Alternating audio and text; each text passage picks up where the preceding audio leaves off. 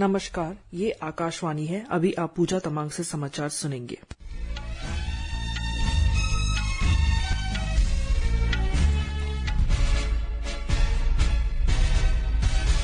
पहले मुख्य समाचार। प्रधानमंत्री नरेंद्र मोदी ने विकसित भारत संकल्प यात्रा के लाभार्थियों से बातचीत की। कहा, लोगों को स्वास्थ्य और पोषण की गारंटी प्रदान करना सरकार का संकल्प। सरकार ने 2 टॉप विद्युत संयंत्रों की स्थापना के लिए इक्विटी निवेश को मंजूरी दी।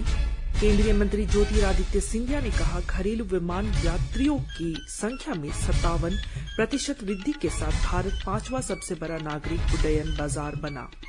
केंद्रीय मंत्री अश्विनी वैष्णव ने विश्व आर्थिक मंच से कहा कि विशेष प्रतिभा के कारण भारत सेमीकंडक्टर विकसित करने के लिए उचित स्थान है। प्रधानमंत्री नरेंद्र मोदी ने श्री राम जन्मभूमि मंदिर पर स्मारक डाक टिकट जारी किए। और अब समाचार विस्तार से। प्रधानमंत्री नरेंद्र मोदी ने देश के सभी नागरिकों को पोषण और स्वास्थ्य गारंटी उपलब्ध कराने की अपनी सरकार की प्रतिबद्धता दोहराई है। आज वीडियो कॉन्फ्रेंस के माध्यम से विकसित भारत संकल्प यात्रा के लाभार्थियों से बातचीत में श्री मोदी ने कहा कि पिछले 9 वर्ष में 25 करोड़ से अधिक लोग गरीबी से बाहर आए हैं। उन्होंने कहा कि सरकार पारदर्शी और कुशल प्रशासन से गरीबी हटाने के लिए प्रतिबद्ध है। उन्होंने कहा कि पिछले 10 वर्ष में 4 करोड़ से अधिक लोगों को पक्का मकान उपलब्ध कराया गया है। प्रधानमंत्री ने कहा कि विकसित भारत संकल्प यात्रा ने 2 महीने पूरे कर लिए हैं और सरकार का लक्ष्य इस यात्रा के जरिए प्रत्येक नागरिक को कल्याणकारी योजनाओं से अवगत कराना है। उन्होंने कहा कि यह यात्रा अगले महीने भी जारी रहेगी क्योंकि इससे देश भर के लोगों से व्यापक समर्थन मिल रहा है। उन्होंने कहा कि विकसित भारत संकल्प यात्रा एक जन आंदोलन बन चुकी है और अब तक 15 करोड़ लोग इसमें शामिल हो चुके हैं। प्रधानमंत्री ने कहा कि देश की 70 से 80% पंचायतें इस यात्रा के दायरे में आ चुकी है। केंद्रीय मंत्रिमंडल की आर्थिक मामलों की समिति ने देश में 2 टॉप विद्युत संयंत्रों के लिए इक्विटी निवेश के प्रस्ताव का अनुमोदन कर दिया है। ये संयंत्र कोल इंडिया लिमिटेड की सहायक कंपनियों द्वारा लगाए जाएंगे। इनका लक्ष्य लोगों को उचित लागत पर सस्ती बिजली प्रदान करना है। इनमें से एक संयंत्र मध्य प्रदेश में अमरकंटक टॉप विद्युत पावर स्टेशन के नाम से लगाया जाएगा। इससे दक्षिण पूर्व कोल फील्ड्स लिमिटेड और मध्य प्रदेश विद्युत उत्पादन कंपनी लिमिटेड द्वारा संयुक्त उद्यम के रूप में संचालित किया जाएगा। इसके अलावा दूसरा super critical thermal power station Mahanadi basin power limited द्वारा उड़ीसा के सुंदरगढ़ जिले में स्थापित किया जाएगा। कैबिनेट की बैठक में भारत और यूरोपीय आयोग के बीच हाल ही में हस्ताक्षरित उस समझौता ज्ञापन की भी पुष्टि की गई, जिसमें सेमीकंडक्टर इकोसिस्टम, इनकी आपूर्ति श्रृंखला और नवाचार के बारे में व्यवस्था का प्रावधान है। समझौता ज्ञापन का लक्ष्य भारतीय यूरोपीय संघ के बीच उद्योगों तथा डिजिटल प्रौद्योगिकी को बढ़ावा देने के लिए सेमीकंडक्टर के विकास की दिशा में सहयोग को सुदृढ़ बनाना है। केंद्रीय नागर विमानन मंत्री ज्योतिरादित्य सिंधिया ने आज हैदराबाद के बेगमपेट हवाई अड्डे पर प्रतिष्ठित विंग्स इंडिया 2024 और वैश्विक विमानन सम्मेलन का उद्घाटन किया। भारतीय हवाई अड्डा प्राधिकरण ने नागर विमानन मंत्रालय और भारतीय उद्योग मंडल परिसंघ फिक्की के साथ इस द्विवार्षिक कार्यक्रम का आयोजन किया है। विंग्स इंडिया 2024 का आयोजन अमृतकाल में भारत को विश्व के साथ जोड़ने के लिए लक्ष्य के साथ किया जा रहा है। इसमें देश के भावी उड्डयन क्षेत्र के लिए कार्यनीति और कार्य योजनाएं बनाने पर विचार विमर्श किया जाएगा। इस अवसर पर श्री सिंधिया ने विमानन क्षेत्र की विभिन्न आयामी गतिविधियों में सहायता पहुंचाने का सरकार का संकल्प व्यक्त किया ताकि इस क्षेत्र की संभावनाओं का दोहन किया जा सकेगा। उन्होंने कहा कि नगर विमानन क्षेत्र लोगों से लोगों को जोड़ने और सामाजिक तथा आर्थिक प्रगति के साथ उनके जीवन में बदलाव लाने का सबसे उपयुक्त माध्यम है।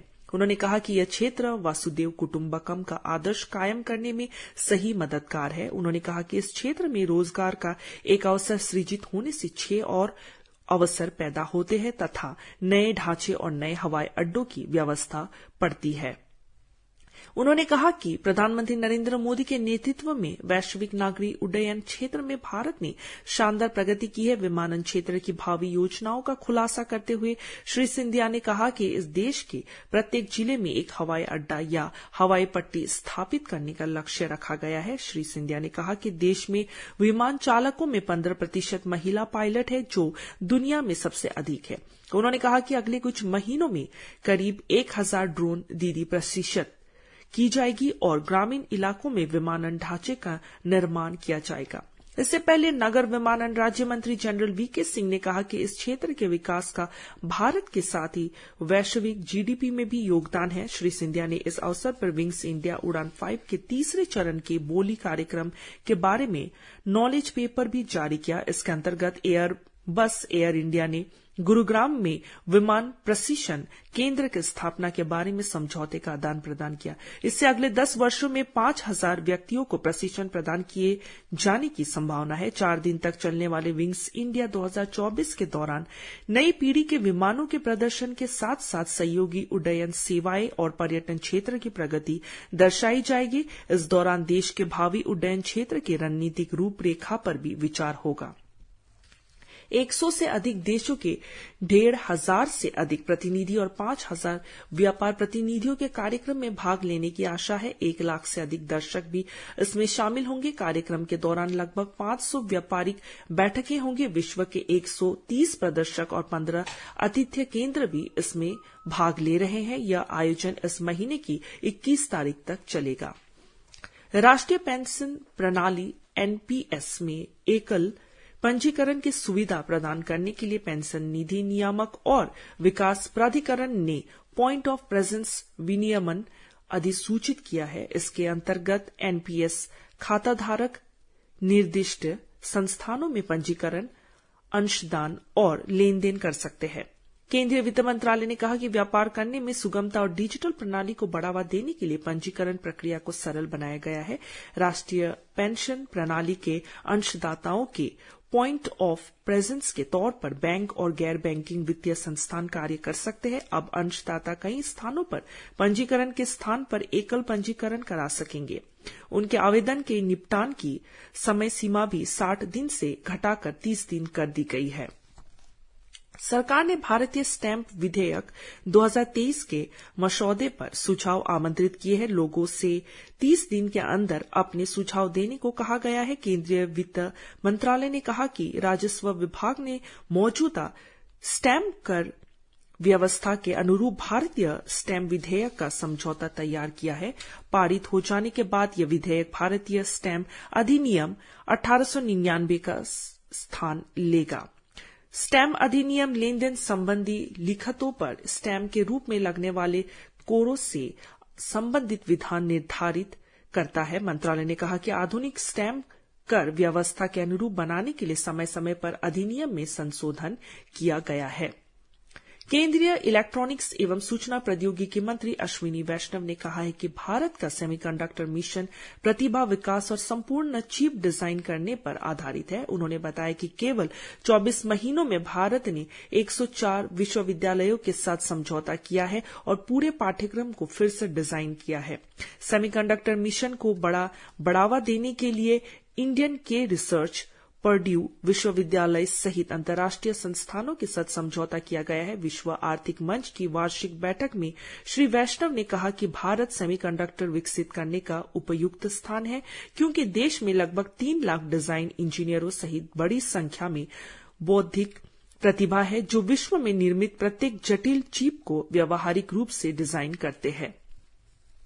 सूचना और प्रसारण मंत्रालय ने 15 से 21 जून 2024 के बीच आयोजित होने वाले 18वें मुंबई अंतर्राष्ट्रीय फिल्म महोत्सव 2024 के लिए प्रविष्टियां खोल दी है। यह फिल्म महोत्सव नॉन फिक्शन और एनिमेशन शैली में बनाई गई फिल्मों को पुरस्कृत करता है। भारत और विश्व के फिल्म निर्माताओं को इस महोत्सव में भाग लेने के लिए आमंत्रित करता है। पुरस्कार के रूप में प्रशस्ति पत्र और कुल 44 लाख रुपए की नकद राशि रखी गई है। प्रविष्टियां 15 फरवरी तक खुली रहेगी। आवेदन प्रक्रिया ऑनलाइन है और इसे www.filmfreeway.in और www.mif.in पर देखा जा सकता है। प्रधानमंत्री नरेंद्र मोदी ने आज श्री राम जन्मभूमि मंदिर पर स्मारक डाक टिकट जारी किए। उन्होंने भगवान राम पर दुनिया के विभिन्न देशों में जारी डाक टिकटों के संकलन की पुस्तिका भी जारी की। डाक टिकट के डिजाइन में राम मंदिर, चौपाई, मंगल भवन, अमंगलहारी सूर्य, सरयू नदी तथा मंदिर और मंदिर के आसपास की प्रतिमाओं के चित्र शामिल है। इसी के साथ ही समाचार बुलेटिन समाप्त हुआ। नमस्कार।